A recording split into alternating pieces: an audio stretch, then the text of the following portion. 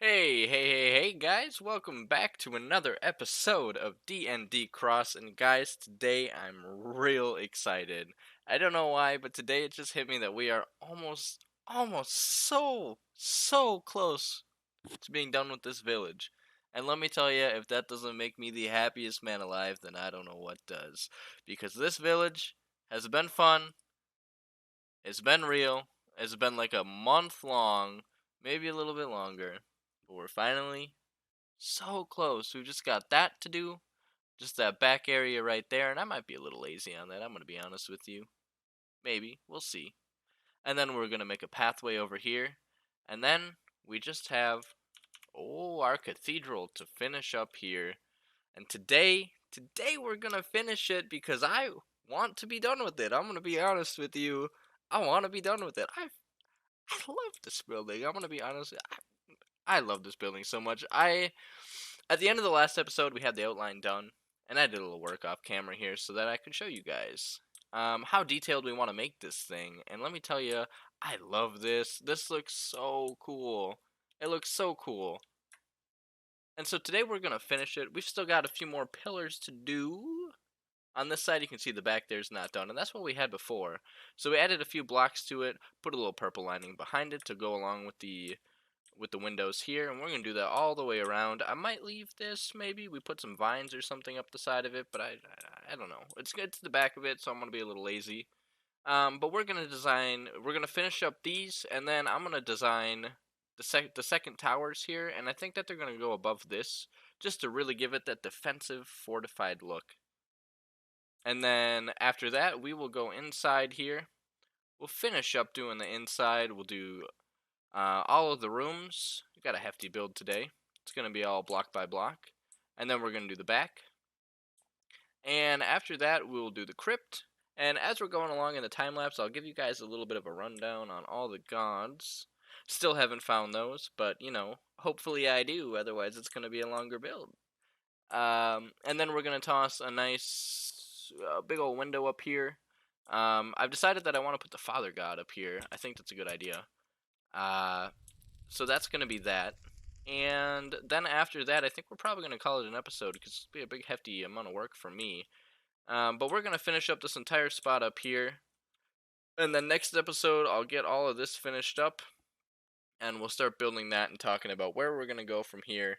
And boom, that's our next 2 episodes from there. So with that being said, I just want to jump straight into a time lapse.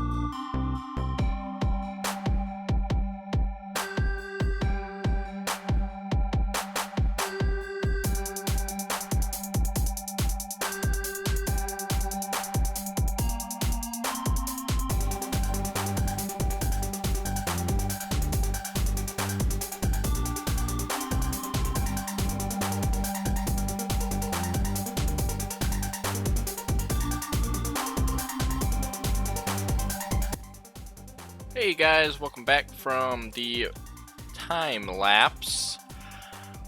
I wasn't able to time lapse as much of it as I would have liked to, and I would like to say that it was because of camera angles and whatnot, and that I just busted this all out in like 1 day, 2 days, but I'm gonna be honest with you guys, this took me like 2 weeks, and not because any of the work was like super difficult. Like Voxel Sniper definitely helped a whole lot, especially with these towers and whatnot. I was able to really just copy some of them, especially these tops. I just copied the tops and put them where they should be, and I think that they have a fantastic amount of detail to the point where like it doesn't really look all that weird, this area right here, and I might come back to this in the future and detail this up a little bit as well, and maybe down here too, but I am out of ideas, so if you guys have ideas, please do let me know. I was able to finish the inside of the base cathedral of the cathedral. And as we go in and look around them, I'm going to give you guys a little bit of a not so much a description of them. I might post the descriptions of them on my Instagram. So if you want to check out like who the gods are and their backstory and whatnot, definitely check out some Instagram posts, and I will link my Instagram in the description. But as we come in here, we have a I think it looks fantastic, honestly. It's detailed, but not so detailed that it takes away from the rest of the build. Um, and you kind of maintains that natural shape that we kind of get on the outside there, as well as being it kind of represents all the different gods is what I tried for. Is we have I used wood for like the huntsman god because he'd be like in the woods and collecting that kind of stuff, so I used that, and then water obviously for our water god, and the carpet we have land here, air here, and then the sun here representing our fire god. Our fire god is in the basement though, so we'll get to that in a little bit.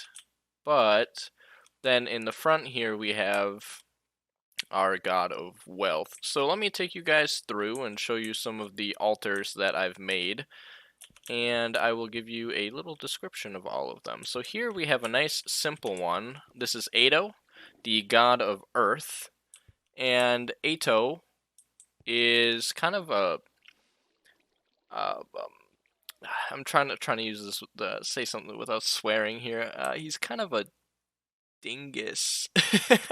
It's just none of the other gods really like him. They just kind of deal with him because that's just who he is. He likes to start fights, and he's very grounded in his views. Sarcasm, not really, but you can probably tell why. So he was the one who created the terrain and the earth itself. And let's go over here. We have Korra, the god of water. I actually really like this one. It's simple, but it feels complete. Like it feels like you walk in and you know exactly what it is. And I went for that with a lot of these builds, but I honestly do think that I aced it with this. It's a simple one, but it works really well, and it also feels like a good place to go and pray. So continuing over here, we have our huntsman god, Demetrius. And I'm sorry, I'm looking at notes at the same time because I made these gods like 2 weeks ago, a week ago. I really had to like tone it down from what I had originally. So this is our huntsman god, anyways, Demetrius, and you can see he's got some salmon on some shelves here, and then some campfires for light, and then smoke and whatnot, as well as kind of more of like a homey roof here. We use campfires for the top there. In case you guys don't know, you can use campfires and then put splash potions of water on them, and it will put them out, which is how we got this aesthetic as well. So we have that. And now over here, we have our god of air, Bust. I went with Bust because, like, Buster, or like, gosh, I'm trying to think. I know Bust is like a word for like air, not just female personality. We went with a Bust. He was in charge of clouds and whatnot. I struggled with this room a little bit to figure out how to represent air, but we kind of went for a darker look down here because, you know, the altar, I would like to have it in the sky, but since we don't have like elevator blocks or anything like that, I thought it was best to keep the same levels as I guess all the other ones and the same type of altar as the rest of them. As well as like if you were coming in to pray, you probably wouldn't want to travel all the way up to the top. But I used white stained glass and light blue stained glass, as well as some lanterns to keep it lit up there. So really like the altar's down here, but like all of the aesthetic is up here. I think that I did alright on that one, and maybe I'll change it in the future. And I kind of went with, like up here, I did more of the, oh, that's kind of cool. Woohoo! Look at me. Okay. Sorry, I get distracted easily. Up here on this main level, I went with the gods that I would think would be most prayed to on any given basis.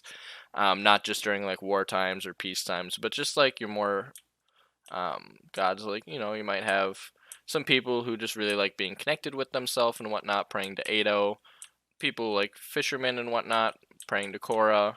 Air gods, maybe like sky beast tamers or that kind of thing. Bird hunters, whatnot, maybe pray to the air god. Also, crop farmers, to make it rain and whatnot. Probably pray to Bust. And then over here we have our huntsman god. Our huntsman god was also in charge of creating animals, like passive mobs and whatnot, and so that others could hunt and have a life sustaining food source. He'd probably be prayed to by maybe more of like your poor folk. And now up here we have our probably most prayed to god, which is why it's the biggest one in the entire temple. This is Cornelia, the god of wealth. Cornelia is the daughter of Korra and Farouk, our god of fire. I think. I'm pretty sure. I'll double check that and I'll get back to you guys. But yeah, so most of your people, merchants, general everyday people would probably want to pray to the god of wealth, because people are greedy, in real life and also in our D&D campaign. So I went with the largest one for her as well, even though she's not super liked by other gods. But with that being said, we do have a basement here, and the basement is real tiny and small, and it's really not meant to be seen by most people. And I honestly might cover this up and maybe put just like a door there or something. Maybe even less. I might even put just like a 1 block hole that the players have to fit through or something, because this is an area that people probably won't go, and as you can tell, it shows. It might be it might be pretty difficult to see. Hang on 1 second. Let's get a torch in our offhand so that you guys can see around here. Can you see a sea lantern brighter? Okay, well, this is the best I can do, but I want to keep it dark in here. But if you guys can see, we have spider webs that go all the way down to the back, just to show how little people actually come in here. You guys can ignore these. These are religious texts. So we have all of our completed ones in here.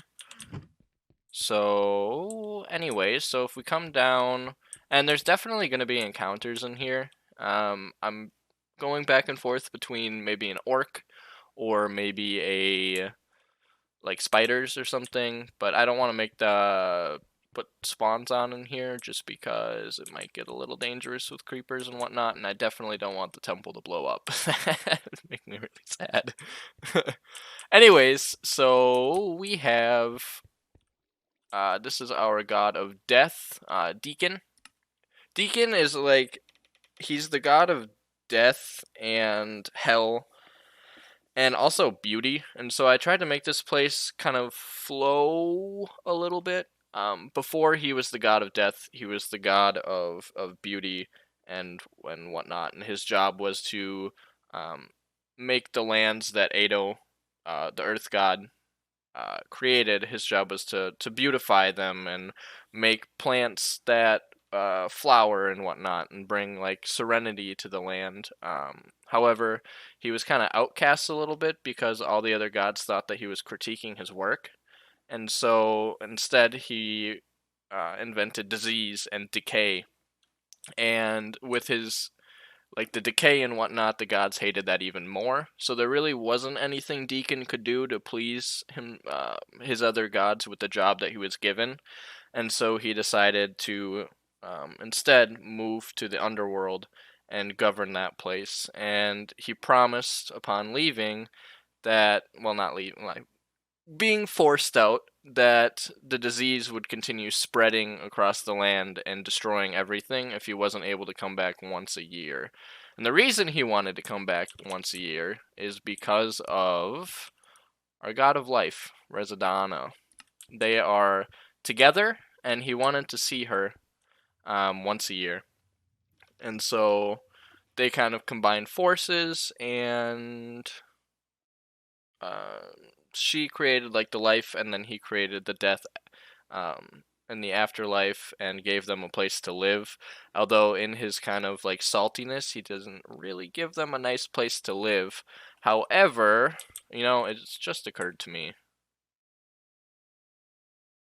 that I did not make a temple for Farouk. I'll make an altar for Farouk in between videos, and we'll go over that. But I'll still go over Farouk. But anyways, we have our second to last god, I guess. Our god of war. And this, I was really tempted to put it in on the surface and maybe put the huntsman god down here. But I was thinking about it, and the more I thought about it, it's like I don't necessarily think a lot of people who were participating in wars would come to the temple, just because the temple is always a safe place and everyone just kind of agrees that you don't fight in the center of the world, just because it's the only place in the entire world that all the gods can kind of come together. It's also, there's a portal to the afterlife here, as well as a few different other things that maybe would make people not want to visit this altar as much. So our god of war is Cronus, and he was the firstborn child of the old gods. Our old gods being Ado, the god of earth, Korra, the god of water, Farouk, the god of fire. I'm trying to think if there's any others. Residana, definitely, and Deacon, the god of hell, and then Bust as well.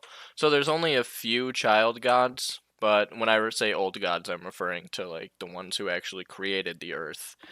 But he was the firstborn child, and he wanted to create blood sacrifice, and none of the other gods kind of knew what to do with that because they'd never had a child before and they didn't know what it was.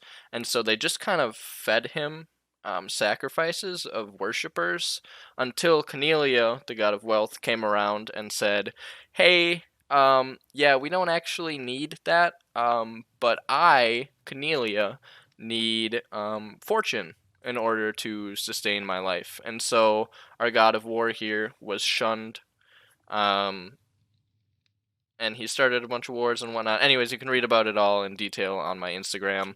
But that's kind of the basic backstory of that. And now we don't have a temple for Farouk because I had spent too long on this anyways, and I'll do it in between. But Farouk is our god of fire, and also he's the gatekeeper of hell. He was in charge of making the core of the earth that would sustain life. And he kind of like, if anyone's familiar with Atlas and how he went about holding up the world with his own two hands, Farouk, he was kind of did the same thing as Atlas would have, but he held the core apart and used his own internal heat to sustain life. And he worked with Korra, the god of water, to kind of get the temperature exactly where it needed to be for life to sustain itself.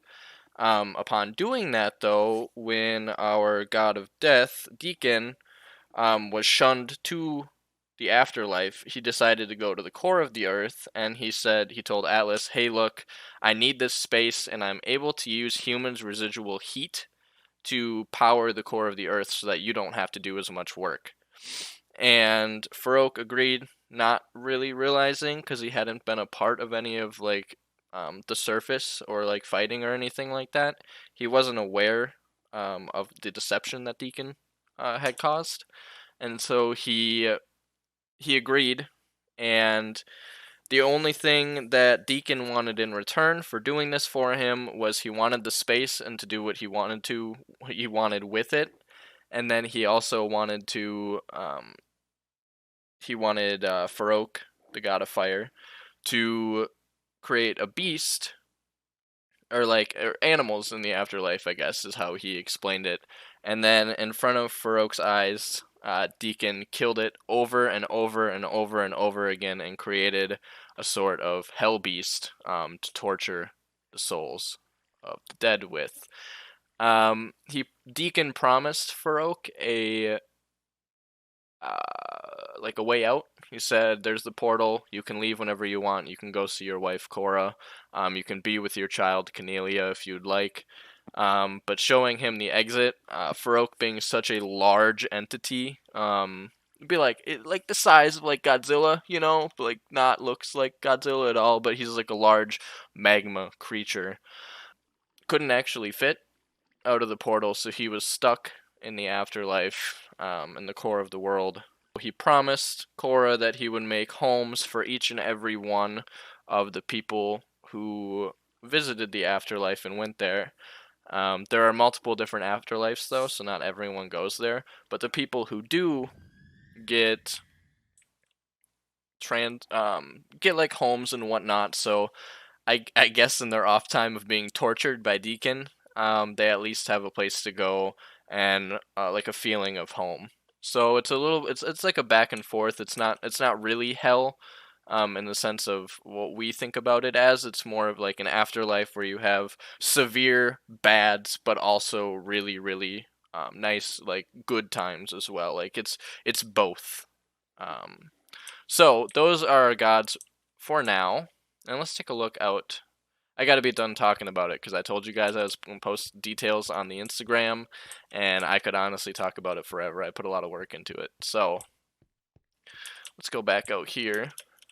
I'm sure that this episode, especially with me talking, has gone on for ages. So we got a lot of work done this episode. We got a lot of work done this episode. So sorry if it comes out extremely late. But I'm definitely working on more of these episodes and also a new series as well. Not Minecraft related, so don't get your hopes up too much. But you guys will have to wait and see what that is. Um, but yeah, so next episode I'll probably just finish this stuff up real quick, and then we will be done with this area, and we can finally get out of it and do something new and exciting, something that we all can enjoy, go back to just our smaller town making and whatnot. But yes, this right here is really like the start of the main campaign, which is why we had to get it right and why this episode took so long to make. I had all these ideas going through my mind and I really just kind of had to narrow it down and put my nose to it, but we hopefully can get back to some quicker episodes in the future. So with that being said, guys, me and my new best friend and our newly built cathedral are out. Peace, peace, guys.